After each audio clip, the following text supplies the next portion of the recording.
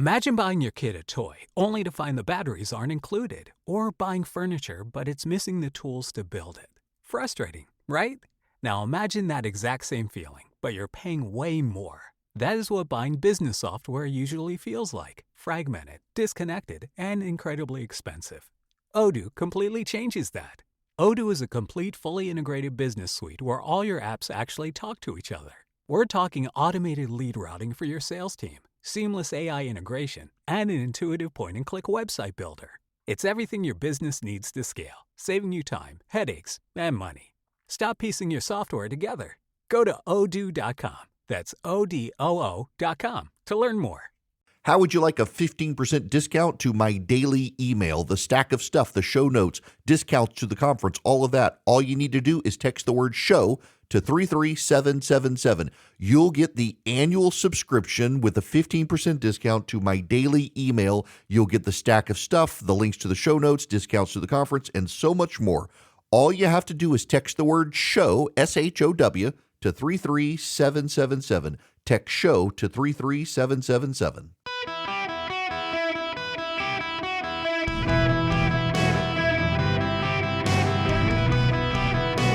Welcome to the Erick Erickson Show podcast, Hour 3. Ladies and gentlemen, welcome. It's Erick Erickson here. The phone number is 877-973-7425. Should you wish to be on the program, I would be very delighted to have you. If you text Erick, E-R-I-C-K, to 33777, you can get the live stream, then the show notes, and the podcast, and the 4 things to know in the afternoon, all the social media links that you need to track me down and find me. And I would be remiss if I didn't know, even when this happened. Now, I realize it's part of we're in Georgia, but even on the mountaintop on vacation, I ran into a number of people who listened to the show. Everyone was exceedingly nice. And there was one guy in particular, we were at this barbecue restaurant, Blue Hound Barbecue. It was phenomenal barbecue. He was sitting next to us the entire time we were there, and I got up to go get some barbecue sauce. And only when I got up to get some barbecue sauce, he was standing in line as well. And he leaned over and said, "I'm a subscriber to your daily email and listened to you, and didn't want to bother you with family, but wanted to say hello." Very, very nice. It always kind of freaks my kids out to a degree when people come up and when we're family. It's okay, not to discourage people, but it was very thoughtful of him to say, only when you're not with your family, wanted to say hi. But this happens more and more now. I even go out to Las Vegas. I was in LA a while back and got recognized walking down the street. It's kind of surreal. Going to the grocery store becomes a little more difficult. That was one thing Rush used to tell me all the time. He missed going to the grocery store, but he couldn't anymore because he couldn't make it through a grocery store. I still do my grocery. Now it's different for me. I don't live in Palm Beach or New York. I live in Macon, Georgia.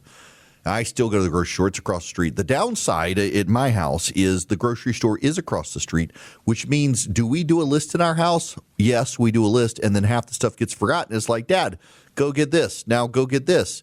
I go to the grocery store multiple times a day. It is not just one trip.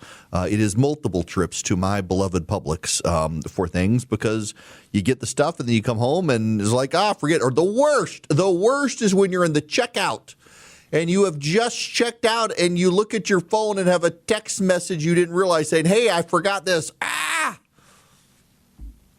Okay, I'm going to move on. As promised, Mike Rowe sat down for an interview with that, what's the guy who sits in the bar, the former SEAL who's the turned into the Candace Owens conspiracy theory anti-Semite guy, Sean Ryan or whatever. I'm not impressed with the guy. And a lot of people love him. Oh, he's such a cool dude. He was a SEAL, what have you. Yeah, but you listen to him. He's not that bright. And he clearly is bordering into anti-Semitic conspiracy theory stuff. But he gets, Josh Howerton was there. Now you got Mike Rowe there. He gets some big name people who just aren't, as I guess, clued in on where this guy is headed, which just is not a good place. But nonetheless, I was fascinated to see this clip by Mike Rowe, who has been down in Texas. And you gotta listen to this from Mike Rowe. I was in Plano, Texas, a couple months ago. Got a tour of a data center. I've been talking about them for a while, but I hadn't really seen one up close. Oh my God. I mean, amazing. kind of terrifying, but also kind of awesome. Enormous. I ran into 3 electricians, all under 30, all making north of 240 grand a year, all debt free. Now, here's the craziest part. All 3 had been poached 3 times in the prior 18 months. Now, does that mean that's going on in Sacramento and Phoenix and Tallahassee and Bangor? I don't know. But it's going on in Plano, and it's happening in different areas. The shortages are so acute that the companies don't have time to train. They have to poach. And so, great news for an electrician, but it's a little weird for the economy overall. Erin Brockovich is not a mythological literary figure played by Julia Roberts in a movie. Erin Brockovich, a movie was made about her as an actual person. She is a progressive crusader of various causes, environmental causes, and she was on with Bill Maher, I guess, last weekend, and she was talking about how when you look at the average golf course versus these big data centers, the big data centers use so much more than golf courses, but that's actually sleight of hand. If you look at the average golf course versus the average data center uses less water than the average golf course. None of the people who are upset about the water usage of data centers are upset about the water usage of golf courses, and you shouldn't be, because golf courses recycle their water, as do data centers. Now, is it perfect with data centers? No, it's not. They still draw in water from public resources. But also, we have to have data centers. There is something that has been festering in this country for some time called the degrowth movement. It was embraced by the left, and I mentioned these left-wing foreign donors who are pouring money into the United States for degrowth. There was a story that came out yesterday that scientists think to save humanity, we need to reduce the population to 4 billion people. I saw that movie. It was called The Avengers Infinity War. Scientists, actually environmentalists in particular, think we need to reduce the population, essentially cut the world's population by half to save resources. The degrowth campaign in the United States wants to do that. Do you know why they want solar panels? They want solar panels because they want to put solar panels on productive farmland to reduce food, to reduce people, to drive up prices. They want to put windmills out there and make you dependent on the wind for your power. They don't want nuclear power. Nuclear power would be the thing that saves us. Nuclear power would be baseload power that we could flip a switch at any time and have the lights come on. With solar, the sun's got to shine. With wind, the wind's got to blow. You got to have battery backups for it. And guess what? With the batteries, you white people who care about this sort of stuff, and it's always the white people who care about this sort of stuff. It's the black kids in Africa that are dying to get your rare earth minerals for your battery backups for your solar panels. You don't care about the black kids in Africa, though. You care about your lily white kids and claim to be an ally to the anti-racist while you're killing the black kids in Africa or doing the cobalt mining for your batteries that you need and the lithium that you need from South America to be able to keep your solar-powered battery filled so at night when the solar panels aren't shining or working, you can get the battery power. You could just build a nuclear power plant and be done with it for a couple hundred years. You build all the solar panels, and then the hail comes through and knocks them out. I got a buddy of mine. The Dow, the big winner in the Dow is Caterpillar right now. Y'all know Caterpillar. Caterpillar builds the big, heavy construction equipment and stuff. But Caterpillar does more than that. Caterpillar also is building major gas turbine generators for data centers around the country, and they're basically sold out.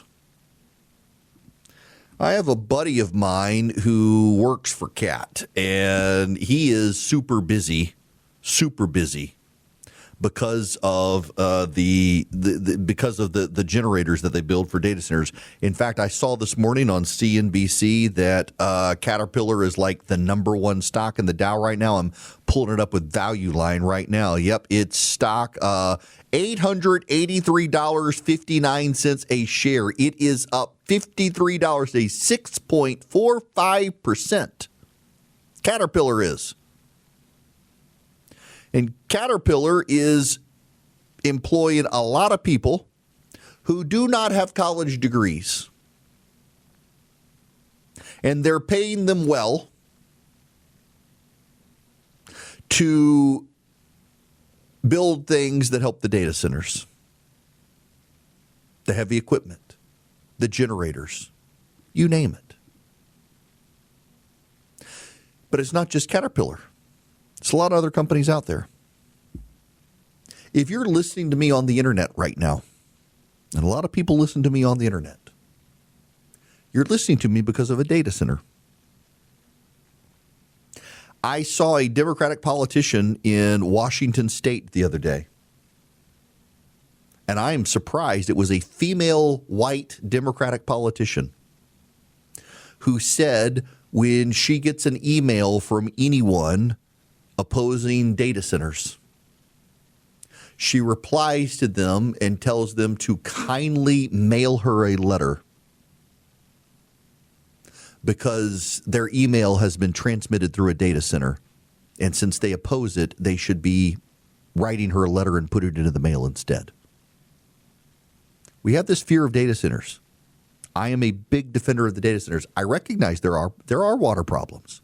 A buddy of mine in Texas is actually opposed to a data center that's being built near his house, not because of the sound problems or anything else, but because the initial uptake of water they're going to use comes from an underground aquifer that's been depleted and isn't being refilled, and he's concerned about it. But you know what they're now doing out in West Texas? Out in West Texas, they're pumping out billions of gallons of water a day. They're pumping out enough water out of the Permian Basin on a daily basis to supply New York City's total water intake. And they're cleaning the water and they're selling it to the data centers, so the data centers are not pulling out of the aquifers. They were otherwise just ditching the water and letting it soak back into the ground. And now they're sending the water to the data centers. They found a way to make money off of this. Mike Rowe is pointing out that there are 20-somethings in Texas making six figures, almost $300,000 a year. They never went to college. And you know, the answer from some people opposed to data centers is that, well, the data centers don't create permanent jobs. Once the data center's built, that six-figure salary goes away. Yeah, it goes to the next data center being built. Same as construction. You know, when a house is being built, the guy who brought the hammer and nails and built the house, he's out of a job when the house is built. He goes to the next house and builds that job. I think of my buddy Vince, who one day will build my house. And once he's done with the job, he doesn't keep making money on the house once the house is sold. He goes and builds another house. And it's the quality of the workmanship that gets him the new job. I feel like I need to stop mentioning him on radio because one, his phone lights up, and two, you people are going to hire him and I'm not going to be able to have my house built one day. It's like this house up in Clayton we stayed at. I don't want to mention it to people because I want to go back. It's like when I go to Table in Maine now, I got to call them and ask for a reservation because I mention it so much, so many people go. It's like I can't get in my favorite place anymore. What is the old Yogi Berra line that nobody goes there anymore because too many people are there? Or whatever it is, it's the same with all this stuff. I got to stop saying nice things about all these people and places because otherwise I'm going to be shut out from being able to use them. But it's true. I mean, the quality of the workmanship of the 20-something making $260,000 a year, he's going to get another job. And one day we will have enough data centers. We will stop building the data centers. And you know what's going to happen then? They're going to find new ways to get new jobs from new places. It's remarkable. It's remarkable. And we should support this new economy. Does it mean you need one in your backyard? No. Does it mean they need to be everywhere? No. But you can't deny we need them. And the people who are telling you we do not need them, it's not a coincidence. There are a bunch of left-wing groups being funded by China, including the ones that claim to be on the right. They're mostly funded by the Chinese. And again, just hear me out here. I support and defend the data centers because I recognize we need them. It's not just a national security issue. It's an economic issue for the future. That doesn't mean I think they need to be everywhere. I don't want one in my backyard either. But I am perfectly fine with the expansion of the natural gas pipeline going through literally my backyard to fund power to build new data centers in Alabama, in a rural part of Alabama where there are no people and everybody is fine. And you know what? The people who do live in that county in Alabama are about to get zero property taxes. Why? Because the data center is going to generate more property tax for that county than all the residents in the county combined. And there are rural parts of states with vast amounts of land where we can build these data centers. It's like you don't put solar panels on productive farmland, you put them in the desert. You don't put a data center in a city, you put it out in the middle of nowhere where there are no people. And everybody's happy. We got to think about these things, but we still need them. Also, my daughter has texted and said to please give a shout out to her college roommate Helena's aunt, who found out that my kid had the flu before her college roommate did because her aunt listens to the show and called the college roommate to tell her. So shout out to Helena's aunt. Now I'm going to commercial break. It is Erick Erickson. The phone number is 877-973-7425. Helena's aunt, if you're still listening, keep the whole Rome thing between you and me, please. Okay, we got phone calls, and I don't have a lot of time in this segment. So I want to get you guys who are on the phones to hold. So when I come back, I will take phone calls. People want to chime in on the data center thing. And I feel like because I see the mail coming in, they're not without problems. And noise is actually one of the bigger issues. This low hum that you can hear in some places, you got to work on those. But those things can be fixed, and it takes a lot of local government thinking logically about it. But also the amount of people who are being employed to build these data centers, the amount of six-figure jobs that young men and women are getting, and the training they're getting to be electricians, to be welders, to be plumbers, to be cement layers and the like, it really is the next generation. My biggest concern about the data centers is that we're overbuilding them and the market's going to collapse because I think AI is actually way more overrated and not nearly as spooky as some of them claim. I think some of the AI people are trying to scare the snot out of us about AI so that they can get the government to regulate in their favor. It's all a kabuki theater that we're witnessing with some of it. But nonetheless, something to think about. I'll take your phone calls when we come back. 877-973-7425 if you want to be on the program.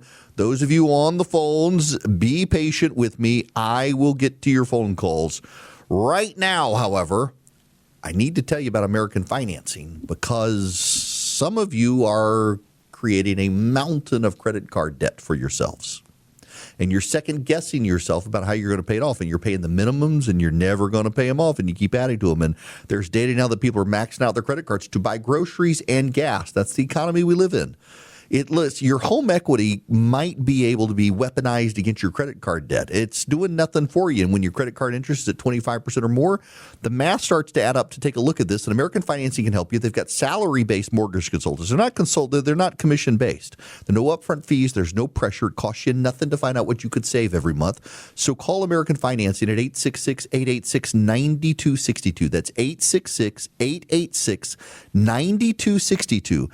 Or call them or go to AmericanFinancing.net/Erick, 866-886-9262, or AmericanFinancing.net/Erick. NMLS number 182334. NMLSConsumerAccess.org. APR for rates in the 5 start at 6.327% for well-qualified borrowers. Call 866-886-9262 for details about credit costs and terms. Visit AmericanFinancing.net/Erick. Average savings based on borrowers who save over $199.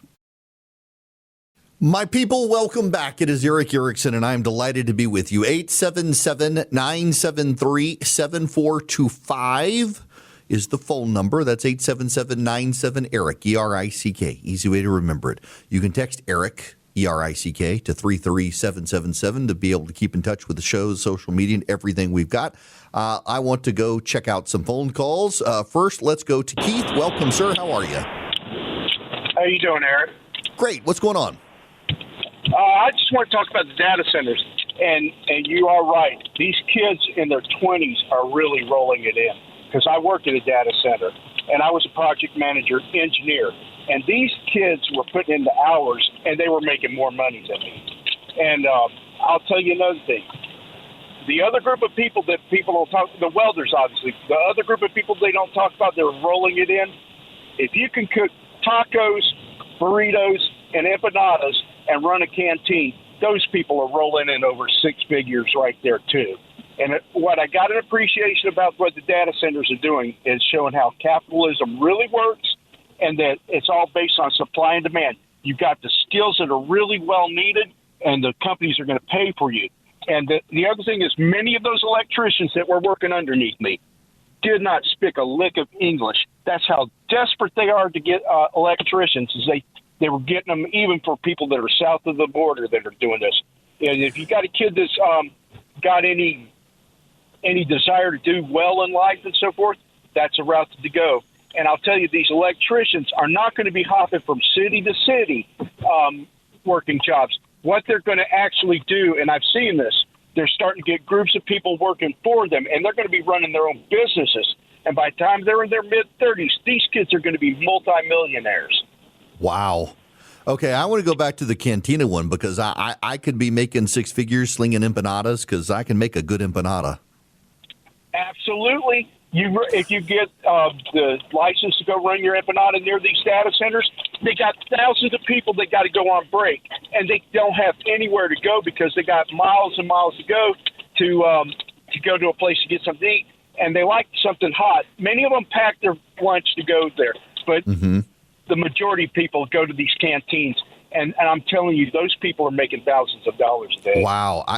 So now where I'm from, we call them, get ready for this, KPEL in Lafayette, Natchitoches meat pies. The rest of the world calls them empanadas, but it's the same thing, although with a Cajun flair. But yeah, maybe I need to, although that I would have to pre-record the show to go do it. Listen, Keith, that is helpful information, and I hope all of you take it to heart. Being a project manager, seeing these kids making more than he is without college degrees and train skills. In fact, we need more electricians in the country.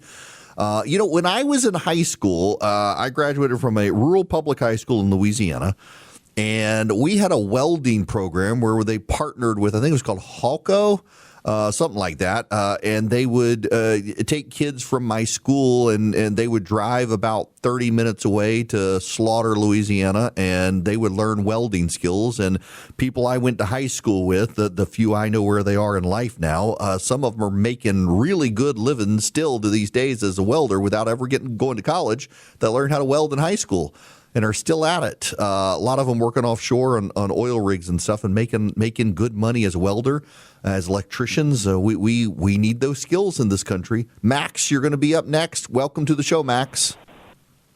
Hey, thank you, Eric, for taking my call. Sure.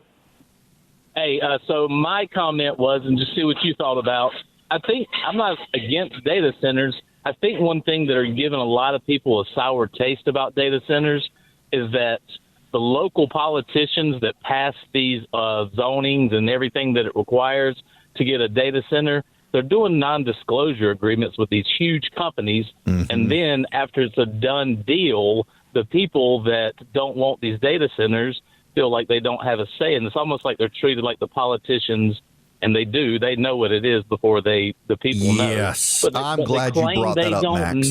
They claim they don't know. So, okay. So, I actually do know a little bit about this, one from being a lawyer and talking to some of the lawyers involved in the deal. So for those of you who don't know why the data centers do the non-disclosures, a lot of it is water usage. And their non-disclosure of the water usage is not so that you don't know how much water they're taking. It's so that the competitors don't know how much water they're taking. This is kind of wild. You can do the thermal math and the thermal calculations that if a data center is taking X number of gallons of water for a schooling system, you know the equipment they're going to be able to put into the data center.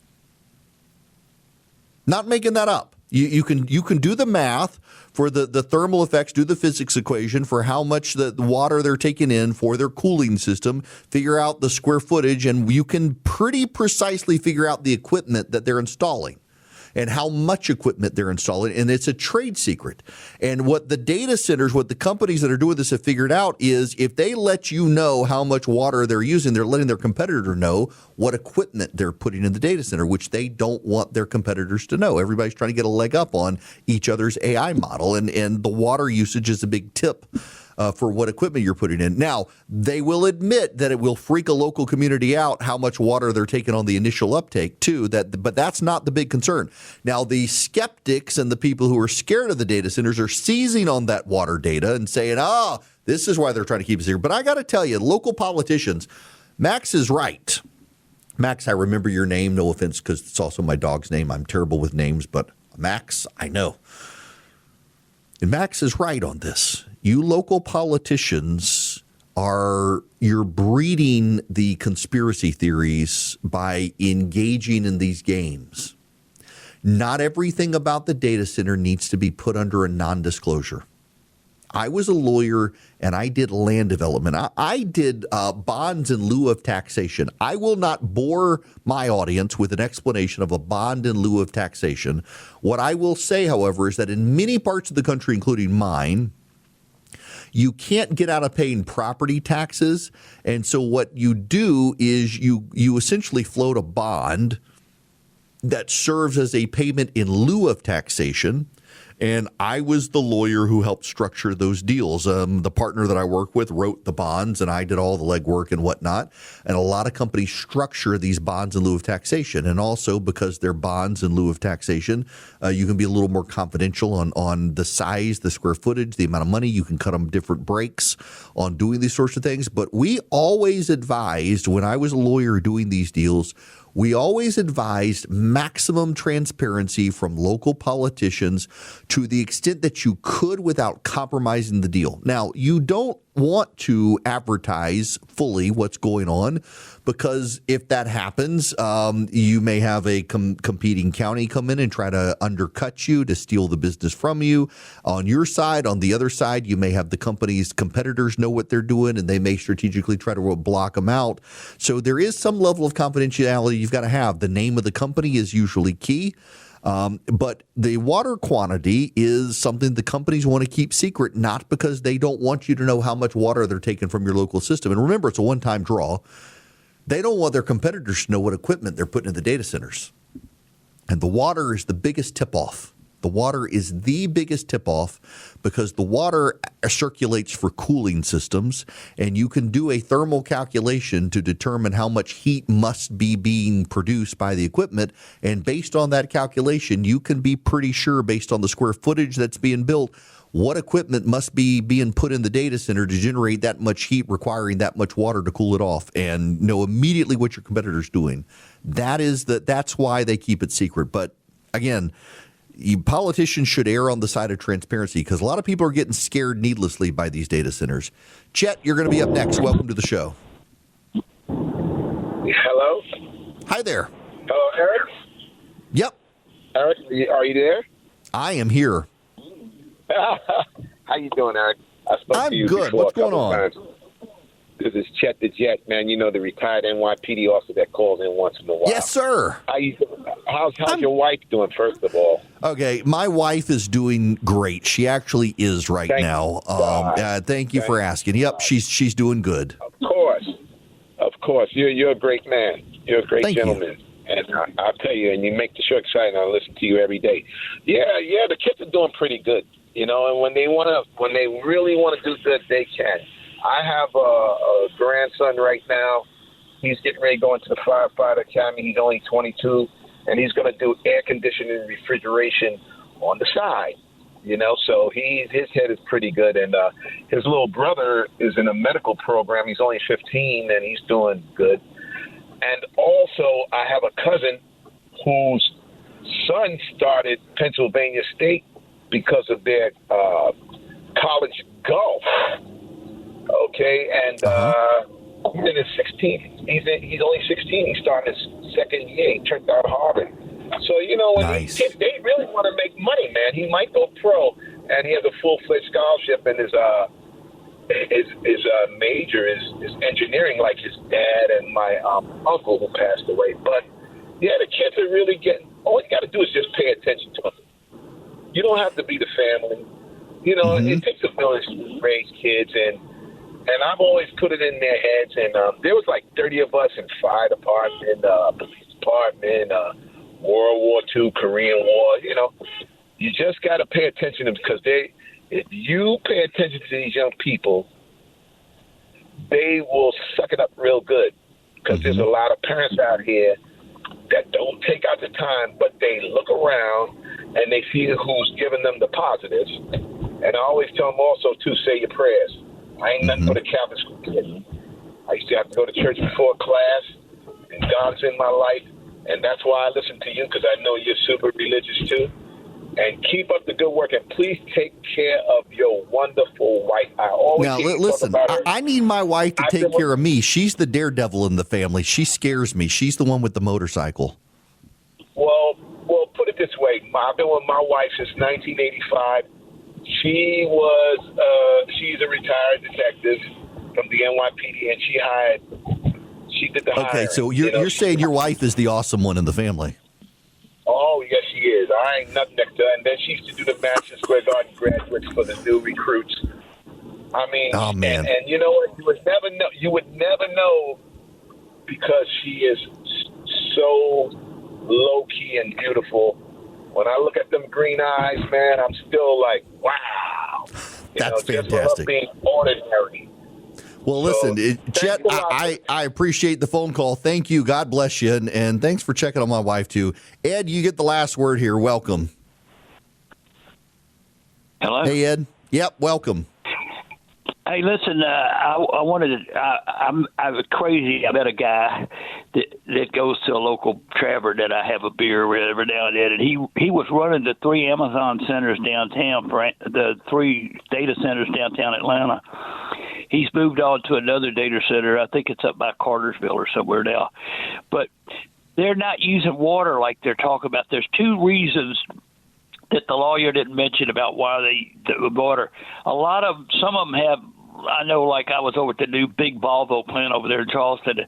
They build these great big retention ponds that they put water in case they need water, and some of them use the water to, they run it over to the retention pond and cool it down. But the guy that's up at the new plant up there, the other side of Cartersville, he said they don't use water. They use antifreeze. It's a lot more efficient in transferring heat out of the system to the outside chillers. That they just natural chillers. They don't use water. They transfer the heat with these antifreeze like you have in your car. It's more efficient. So they're not using a lot of water in the newer ones that are being built. Interestingly enough, you bring up the antifreeze, and I got to let you go there because I got to go to commercial break. But you bring up the antifreeze. It's the Democrats in Washington who are actually, when Biden was president, trying to block them from using antifreeze because they decided it was bad for the environment. They wanted them to use the water because they knew there would be massive opposition to the water to kill them. I mean, these people are deeply, deeply hostile on the left, and now some of these post-liberal right people are to building data centers. And listen, I recognize some of the complaints, but we need these for the future and to beat China. And a lot of people are just scaring you about them. Now, I want to scare you about something else. Listen. Hear that? You don't. My phone is not lighting up. No spam calls, no spam texts. It's the silence. Your phone might not be so quiet. There might be a buzz. It's the data brokers, not the data centers. It's the data brokers. The data brokers are selling your personal information like it's their own data and like it's on sale, a firehouse sale. Your phone number, your home address, your email, all of it for sale, even how you vote, who your doctor is, your bank, so much of it. The scammers buy it and then they try to scam you or they try to telemarket you. I signed up with Incogni to stop it, and my phone has stopped ringing all the time, and I've stopped getting the spam text messages because Incogni automatically removes your personal information from hundreds of data broker websites. How do they do it? Well, they're legally, the data brokers are required by law to delete your information if they get a legal request, and so Incogni sends the legal request and then follows up to make sure they keep your data deleted. And you get a silent phone, and you get 60% off right now with Incogni if you go to incogni.com/Erick, incogni.com/ERICK. Incogni, INCOGNI, incogni.com/Erick. The sweetest sound your phone can make is no sound at all. I keep mine on vibrator. My phone never makes a sound, but now it doesn't even vibrate with those annoying phone calls from the telemarketers because Incogni has taken me off the list. Incogni.com/Erick. I do my best to tell you what you need to hear, whether you want to hear it or not. And what you need to hear is the president still saying we're negotiating with the Iranians, and the Iranians say we're not negotiating. I do have a theory. In all seriousness, I got a theory that respects the president's position here. Is the Iranian government was decapitated and is really divided, and we are probably talking to a faction of the Iranian government. I just don't believe that we are playing with and talking to the government that makes the decisions. A new strike has hit a ship moving through the Strait of Hormuz. Negotiations are tied up over fees to be charged. The Iranians are striking more Middle Eastern positions.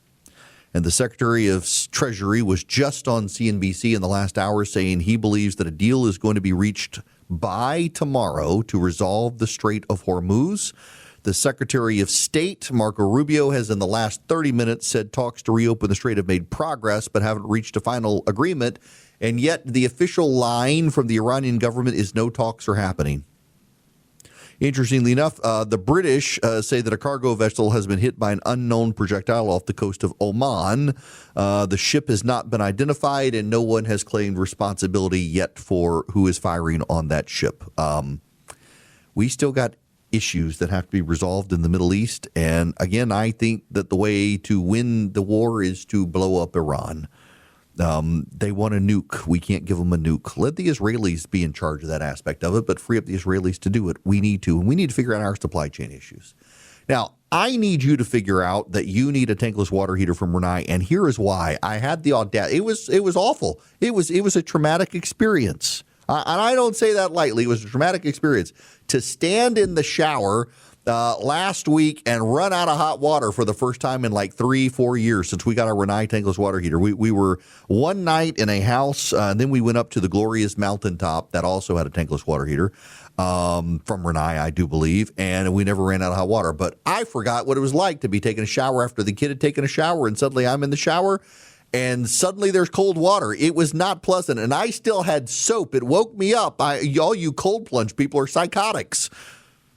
Get a tankless water heater from Rinnai and you will not have the problem. You will never run out of hot water. Go to talkingtankless.com. You can put it in your existing house. You can find a certified professional do it. It's reasonably priced. Install is not a heavy lift, and you want this to never run out of hot water again. Talkingtankless.com. Don't suddenly be taking a cold plunge when you want a hot shower. Talkingtankless.com.